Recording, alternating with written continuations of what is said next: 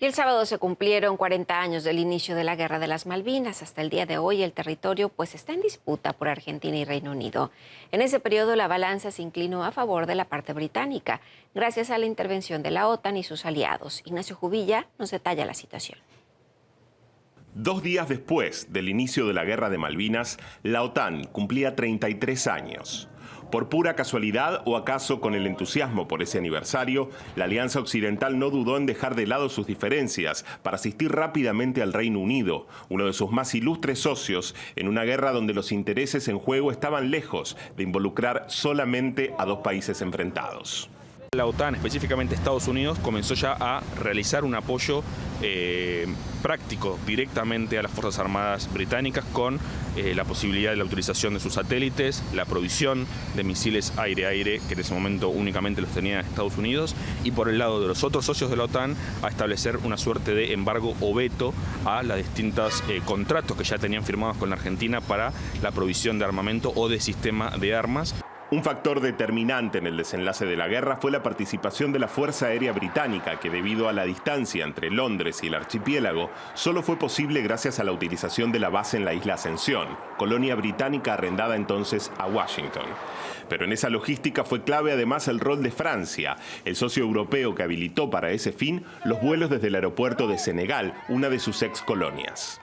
Francia también colaboró no solamente entrenando pilotos en aviones que le había vendido Argentina y ayudando a las fuerzas, a los pilotos británicos a que conocieran el uso de esos aviones, sino también prohibiendo el envío de material bélico que Argentina ya había comprado antes del conflicto. Así que el apoyo fue tanto logístico como operativo, como estrictamente bélico también. El presidente francés de entonces, François Mitterrand, estaba en las antípodas de su par británica Margaret Thatcher, pero a la vez era un férreo opositor a la dictadura argentina por las violaciones a los derechos humanos que ya contaban a franceses entre los desaparecidos. Sin embargo, según destacan las crónicas de esa época, la OTAN quería evitar que la derrota en la guerra llevara a un cambio de régimen en Argentina, cuya dictadura se había mantenido históricamente leal a Occidente y enemiga a la entonces Unión Soviética. Creo que el principal interés de la OTAN, y en específico de Francia, era que este conflicto se quedara en esa situación de conflicto regional y no escalara o no generase otros ejemplos en otras partes del mundo. Recordemos que Francia hasta ese momento y hoy en día aún sigue teniendo territorios que deben ser descolonizados.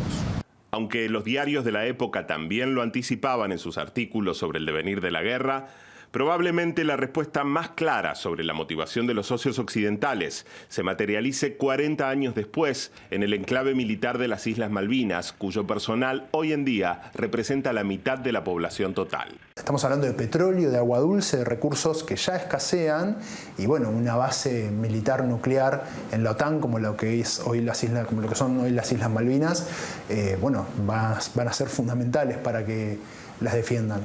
El Reino Unido siempre negó el involucramiento de armamento nuclear en el conflicto. Sin embargo, una reciente desclasificación de los archivos nacionales de Londres reveló lo contrario. Según los informes oficiales británicos, el Reino Unido envió al menos 31 armas nucleares a las Islas Malvinas en 1982. Según esos datos revelados, se trataría de casi el 65% de lo que entonces eran las bombas nucleares de profundidad con las que contaba el ejército británico. A principios de este año, el canciller Santiago Cafiero le reclamó a Inglaterra que brinde información certera sobre el traslado y el destino de ese armamento que todavía sigue siendo una incógnita. Ignacio Jubilla, RT, Buenos Aires, Argentina.